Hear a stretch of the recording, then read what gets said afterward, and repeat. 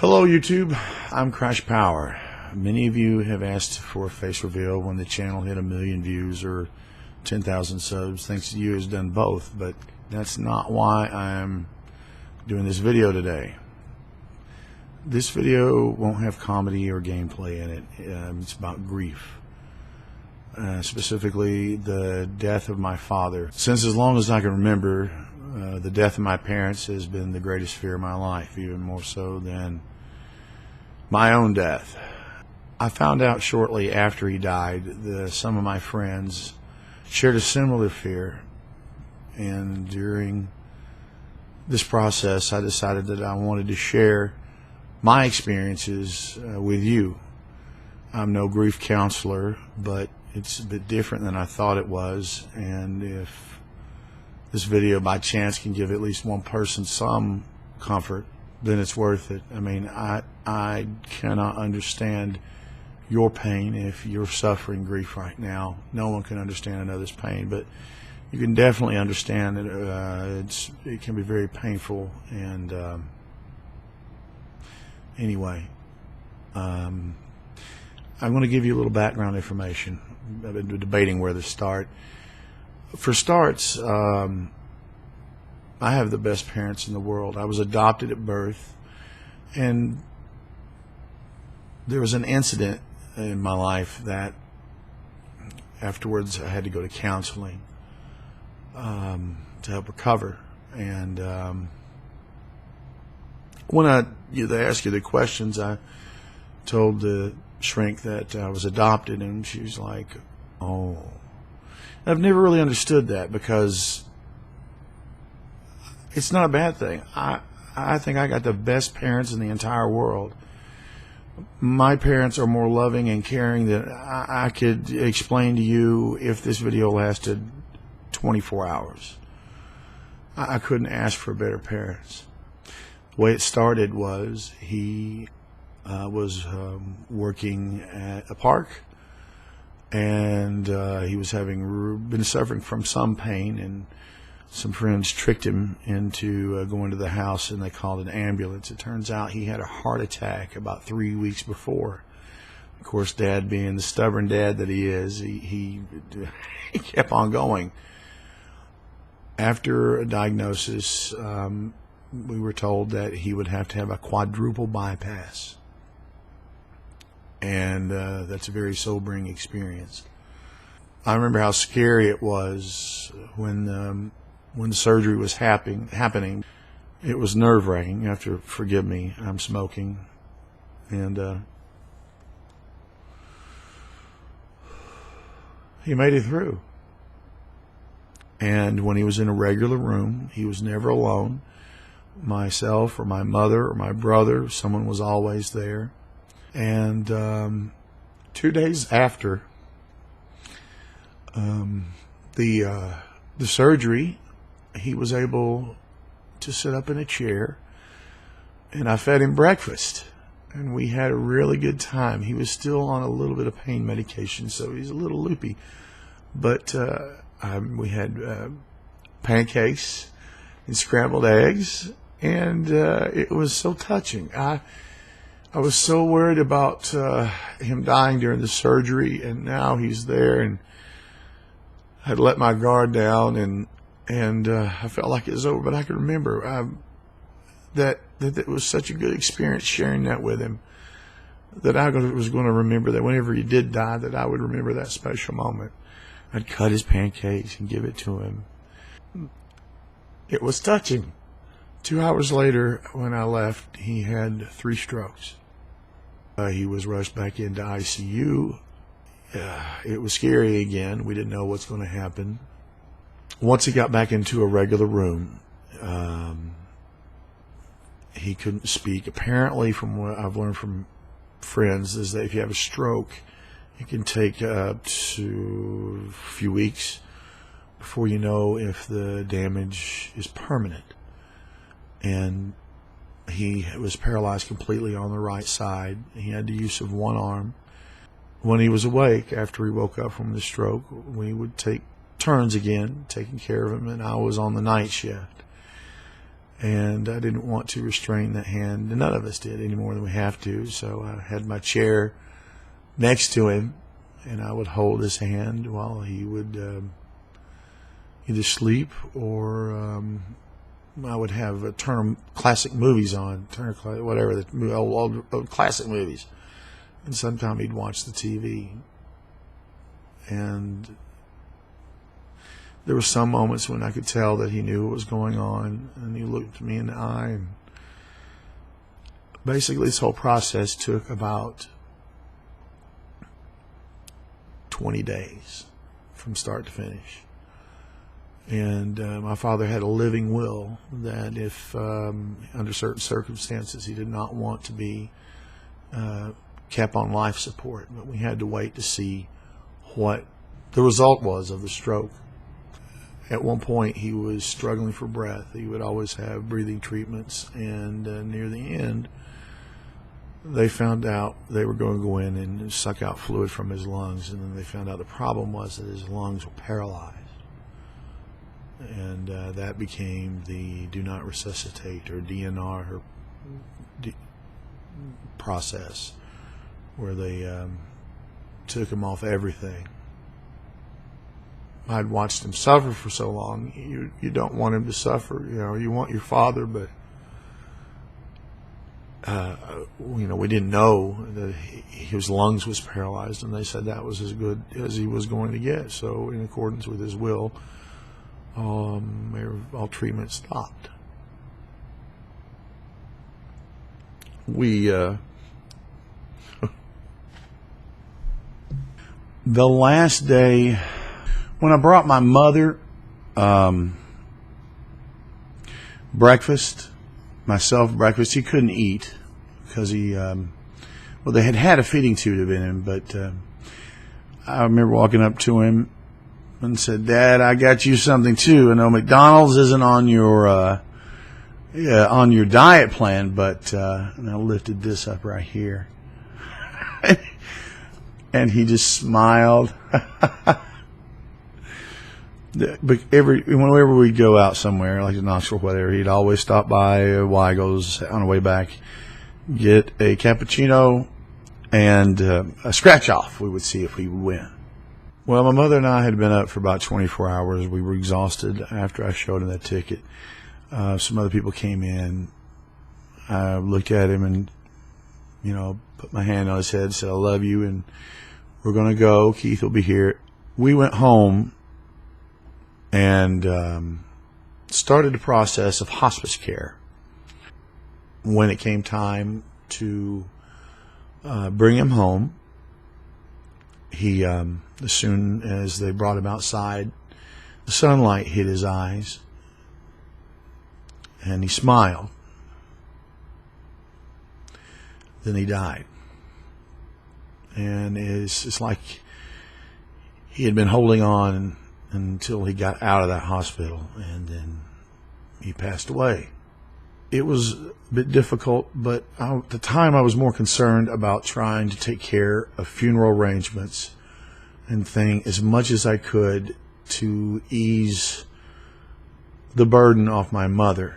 While my brother was up at the hospital, we had to pick a funeral home, and we did. And the hospital called the ambulance back and said, basically, you can't have the body yet. So they carted his body back up to his room.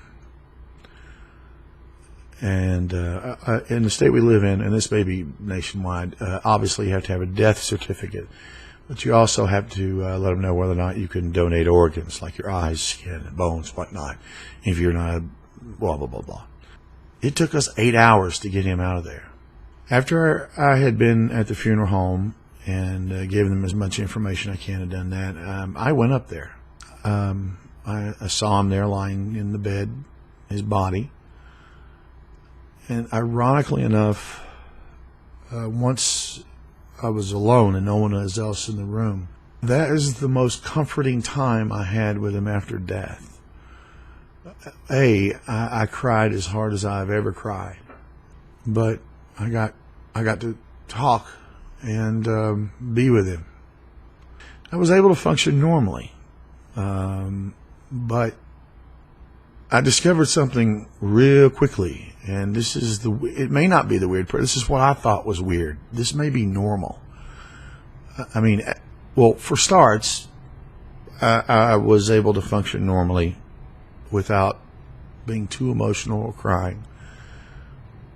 I think because I was denying the grief. I wanted to postpone it or just suppress it. But what really surprised me is when someone came to offer condolences. That made it very difficult. They came and offered their kindness and caring and support, prayers. But turns out that anytime that someone comes up to me and does that, I can't I can't hold the grief back. He had so many loving friends who offered their support once we were home. So many people brought food, comfort, but I can't even tell you how many caring people offering their support and kindness we've spoken to since then, and it's hard to explain. They can remember talking to him and mention a fond moment, or they talk. I'm so sorry he died. He was so full of life, and maybe it just makes me think about what I'm suppressing. But it just takes it out of you. Other than that, I was able to. It's kind of weird. I mean, they're there to comfort you, and I don't know. Maybe that's normal because denial, I think, is the first step of grief, but forces you to deal with it. Anyway, I can remember in the funeral home when we had our private viewing, it was hard. It was hard looking at him. The funeral home did a very good job. It's the most perfect I've ever seen someone in a casket, but still, I could hardly look at him. I was glad that it was private because it was, once again, hard to hold back, but I was more angry and used anger. I don't know why, but to keep from losing it. And then we went to the graveside. But during the entire funeral, I didn't feel, while we were there at the graveside, it's kind of like I didn't feel like I was inside my body. And then I saw photographers across the street, and I became angry at them. I didn't know why they were there. And those two things are pretty much what happened the entire time. And I thought that I had lost it. And well, until, I can't believe I'm saying this, he was, in addition to being a Marine, he was a Mason. Masons have certain traditions that they do when someone dies, and they had, and forgive me, I don't know what they're called, 4 poles with some golden symbols on the top of it, folded from both sides as they perform their rite. And I remember just popping into my head, if they put all 4 together and the sunlight hits it, will it reveal the national treasure?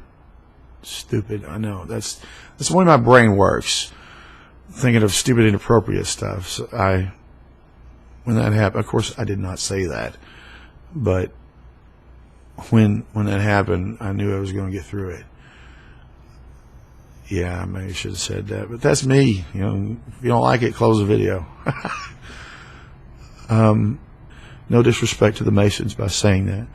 I don't know the proper names for what they do, and it's a very honorable thing. After it was over, I came back to normal, somewhat.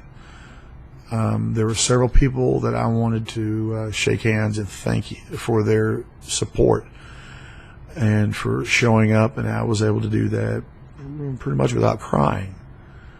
But it's like the whole time I was there, I was in complete denial of what was going on, and it's still hitting me.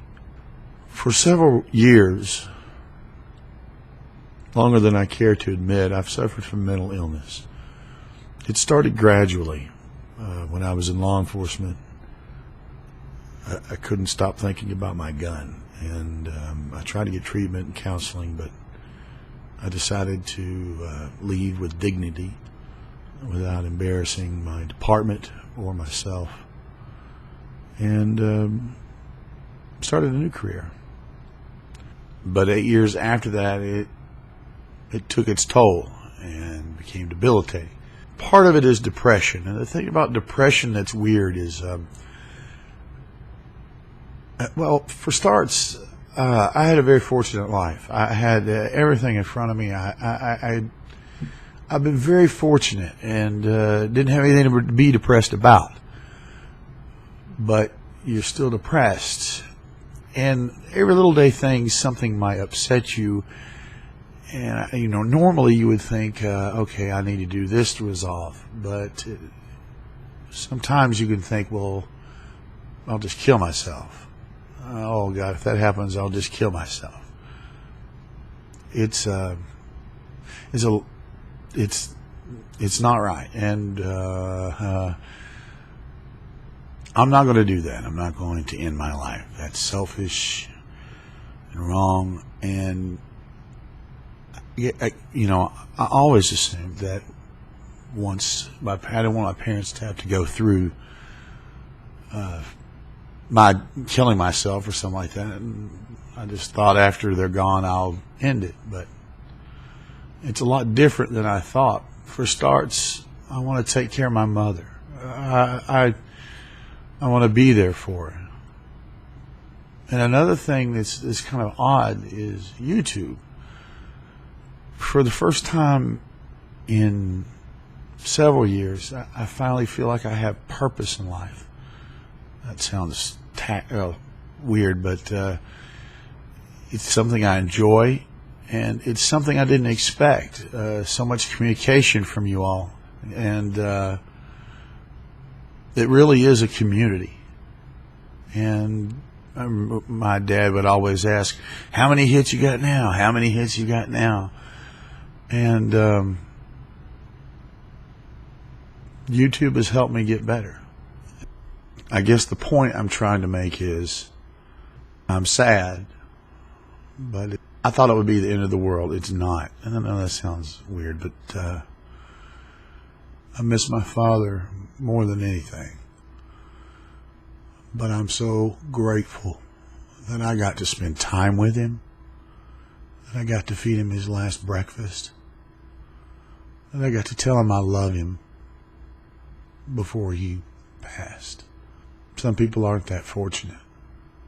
That's all I can think to share right now. I know there's been a million other things going through my head, but if you're still watching this, I appreciate it.